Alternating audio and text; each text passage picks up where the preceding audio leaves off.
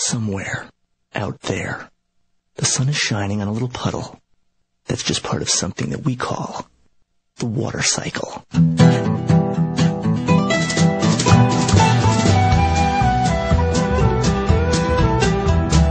Water from a little puddle turns to gas, evaporation.